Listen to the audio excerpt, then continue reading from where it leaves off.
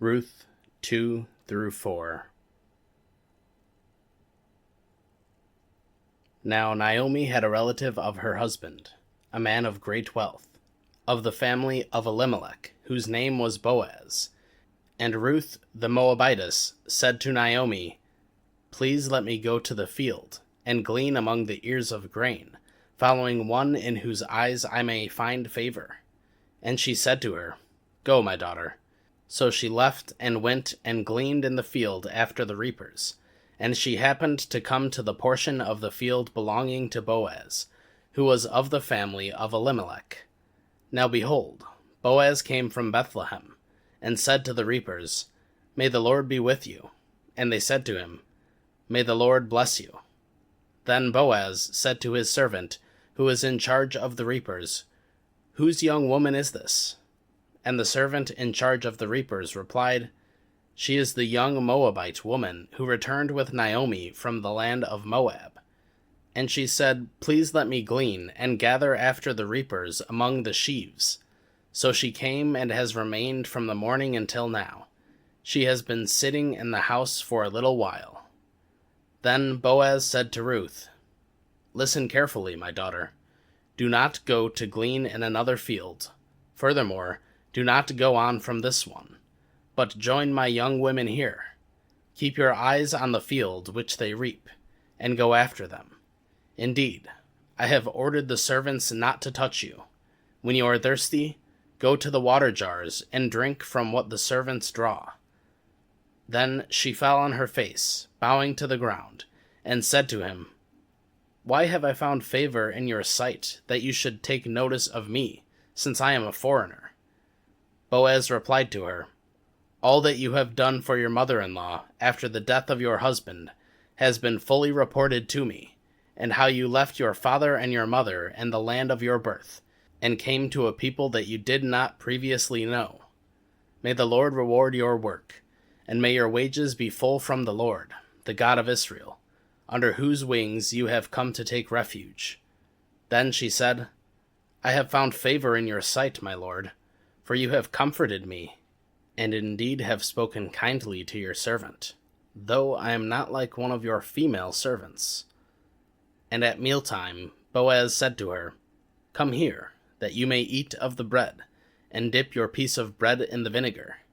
So she sat beside the reapers, and he served her roasted grain, and she ate and was satisfied, and had some left. When she got up to glean, Boaz commanded his servants, saying, "Let her glean, even among the sheaves, and do not insult her.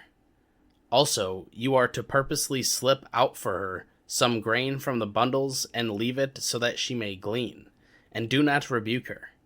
So she gleaned in the field until evening. Then she beat out what she had gleaned, and it was about an ephah of barley. And she picked it up and went into the city, and her mother-in-law saw what she had gleaned. So she also took some out and gave Naomi what she had left after she was satisfied. Her mother-in-law then said to her, "Where did you glean today, and where did you work? May he who took notice of you be blessed." So she told her mother-in-law with whom she had worked, and said, "The name of the man with whom I worked today is Boaz." Naomi said to her daughter-in-law, "May he be blessed of the Lord, who has not withdrawn his kindness from the living and from the dead." Again Naomi said to her, "The man is our relative. He is one of our redeemers." Then Ruth the Moabitess said, "Furthermore he said to me, 'You are to stay close to my servants, until they have finished all my harvest.'" And Naomi said to her daughter-in-law Ruth, "It is good, my daughter, that you go out with his young women, so that others do not assault you in another field."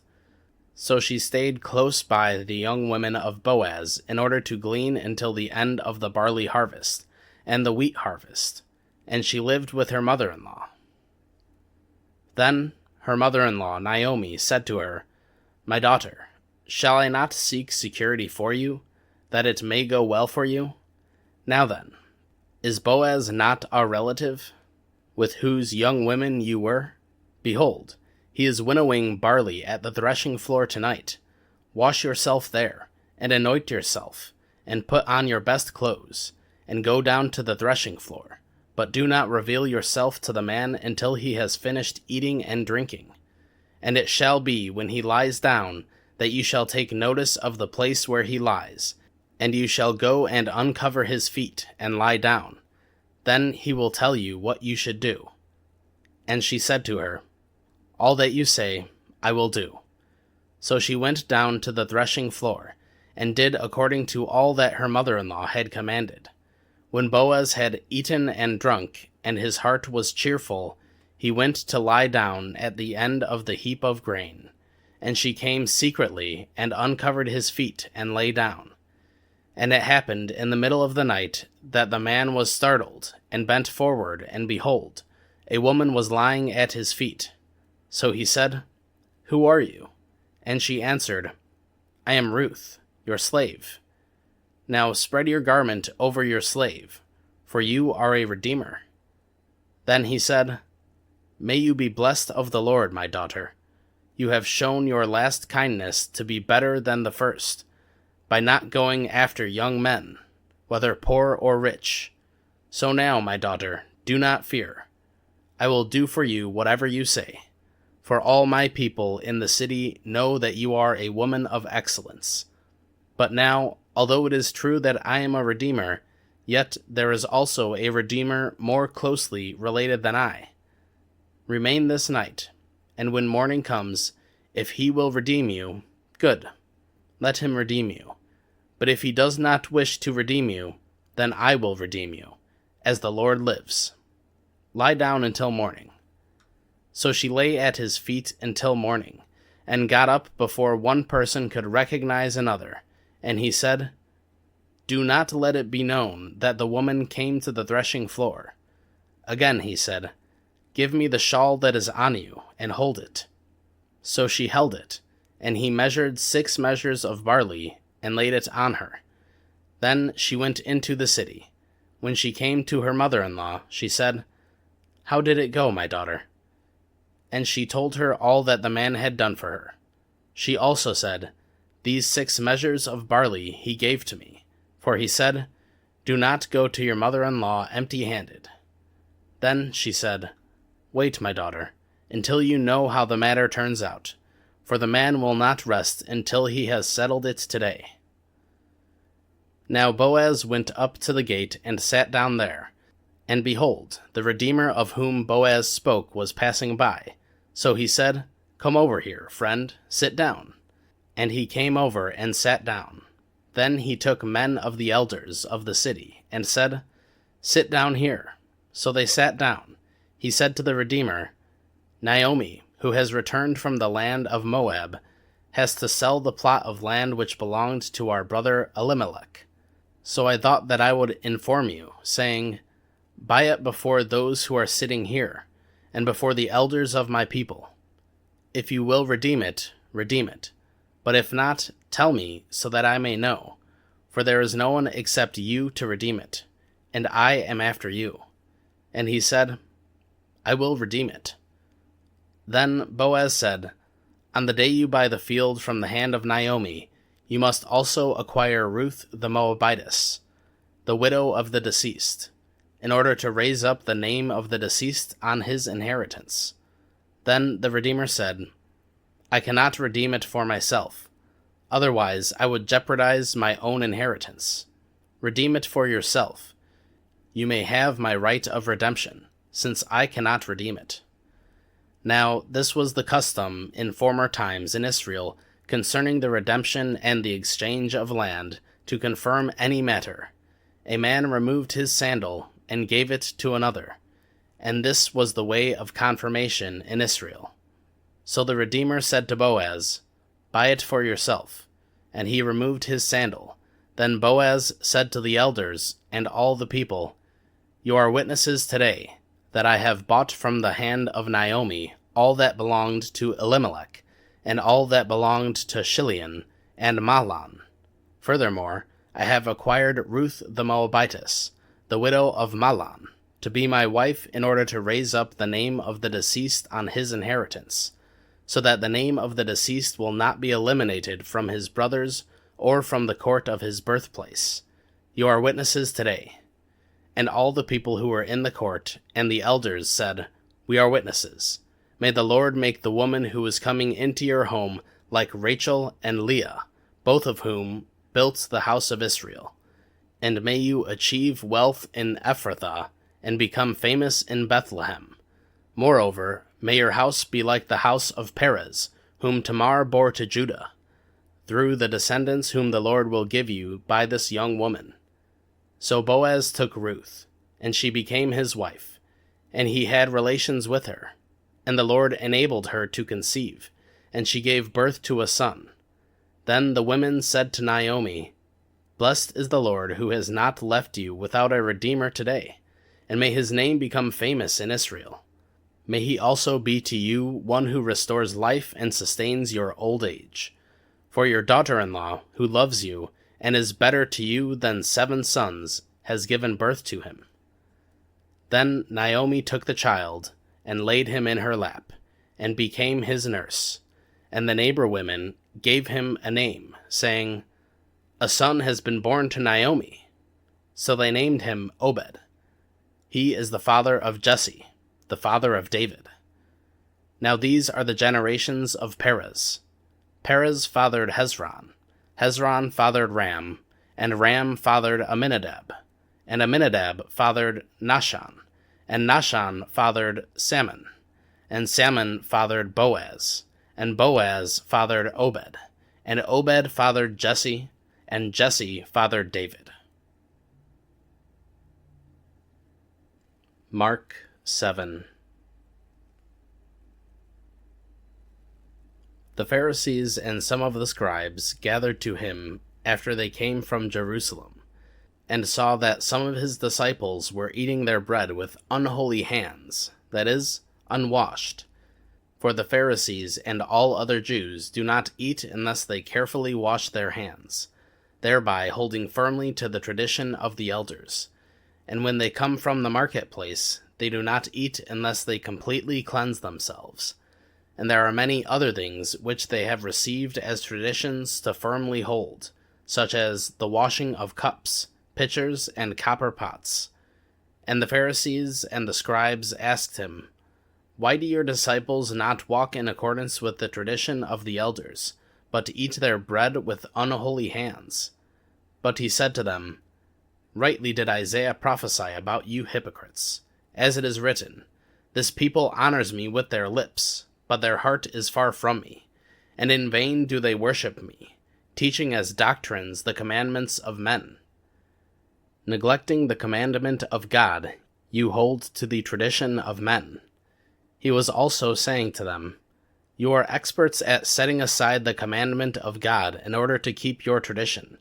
For Moses said, 'Honor your father and mother,' and the one who speaks evil of father or mother is certainly to be put to death.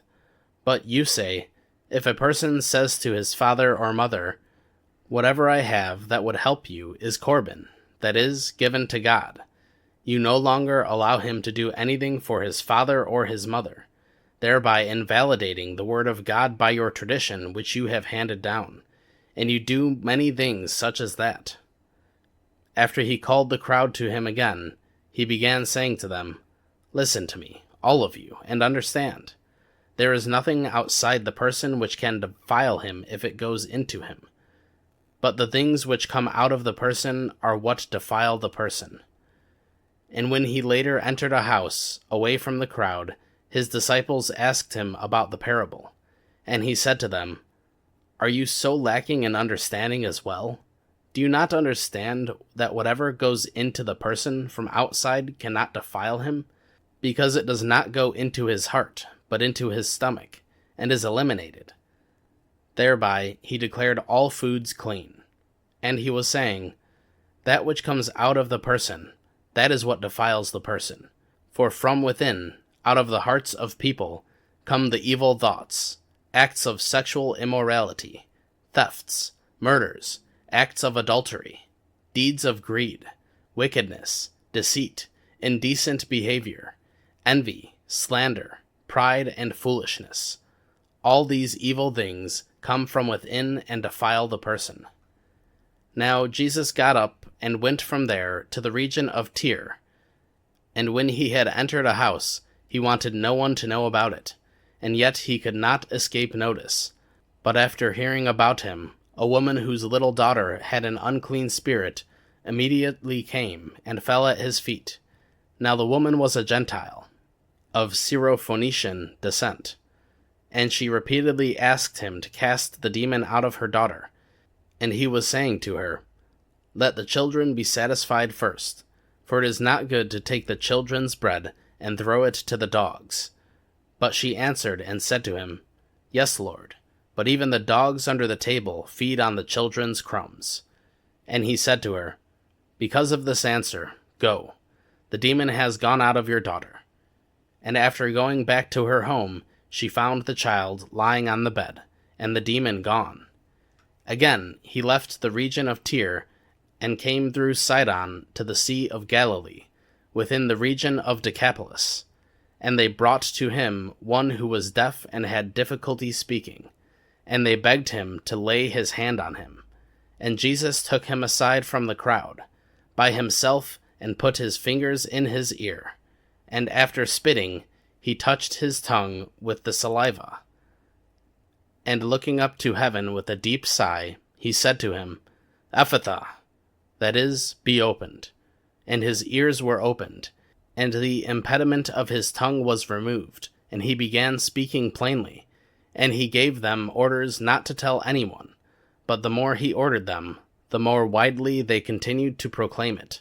And they were utterly astonished, saying, "He has done all things well. He makes even those who are deaf hear, and those who are unable to talk speak." Hebrews 1. God, after he spoke long ago to the fathers and the prophets in many portions and in many ways, in these last days has spoken to us in his Son, whom he appointed heir of all things, through whom he also made the world. And he is the radiance of his glory, and the exact representation of his nature, and upholds all things by the word of his power.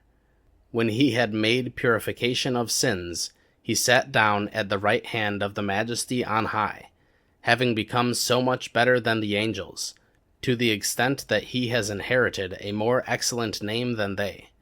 For to which of the angels did he ever say, "You are my son, today I have fathered you"? And again, "I will be a father to him, and he will be a son to me"? And when he again brings the firstborn into the world, he says, "And let all the angels of God worship him." And regarding the angels, he says, "He makes his angels winds, and his ministers a flame of fire." But regarding the Son, he says, "Your throne, God, is forever and ever, and the scepter of righteousness is the scepter of his kingdom. You have loved righteousness and hated lawlessness. Therefore God, your God, has anointed you with the oil of joy above your companions. And you, Lord, in the beginning laid the foundation of the earth, and the heavens are the works of your hands. They will perish, but you remain, and they all will wear out like a garment, and like a robe you will roll them up. Like a garment they will also be changed. But you are the same, and your years will not come to an end. But to which of the angels has he ever said, 'Sit at my right hand, until I make your enemies a footstool for your feet'? Are they not all ministering spirits, sent out to provide service for the sake of those who will inherit salvation?"